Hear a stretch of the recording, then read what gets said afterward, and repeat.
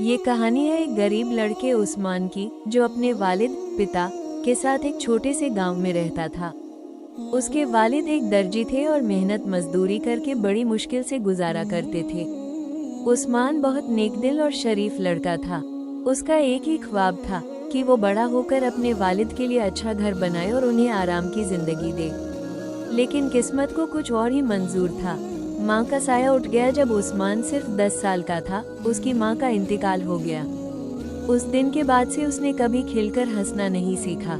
माँ की याद में वो अक्सर रातों को उठकर रोता था, मगर अपने वालिद को कभी दुखी नहीं देखना चाहता था, इसलिए दिन में हमेशा मुस्कुराता रहता।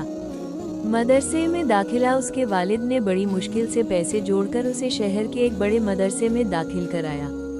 वहाँ उस्मान ने कुरान पाक को दिल से सीखा और हिफ्ज करना शुरू किया।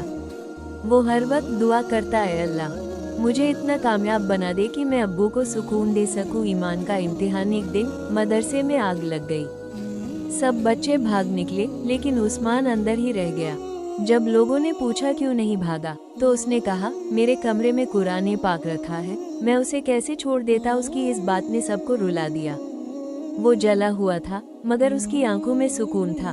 शिफा का करिश्मा। डॉक्टर्स ने कहा कि उस्मान ज्यादा जिएगा नहीं, लेकिन जब उसके अब्बू ने नमाज़े तहज्जुद में रो रो कर दुआ मांगी, अल्लाह ने करिश्मा कर दिया। उस्मान ठीक हो गया। उसकी ये हालत देखकर शहर के एक अमीर आदमी ने उसे गोद ले लिया और पढ़ाई में मदद की। कामयाबी और सदका। 10 साल बाद उस्मान एक बड़ा आलिम और डॉक्टर बना। उसने पहला काम ये किया, अपने गांव जाकर एक फ्री क्लिनिक और मदरसा खोला। लोगों ने पूछा, इतना सब कैसे कर लिया? उसने सिर्फ इतना कहा, माँ की दुआ, अब्बू का पसीना और अल्लाह का करम। उस्मान आज भी रातों को उठकर तहज्जुद पढ़ता है और कहता है, मैं अब भी वही उस्मान हूँ जिसने कुरान को उठाने के लिए अपनी जान दांव पर लगा दी था। माँ बाप की खिदमत सबसे बड़ी इबादत है। कुरान की मोहब्बत में बरकत ही बरकत है। सच्चे इरादे और दुआ में बहुत ताकत होती है।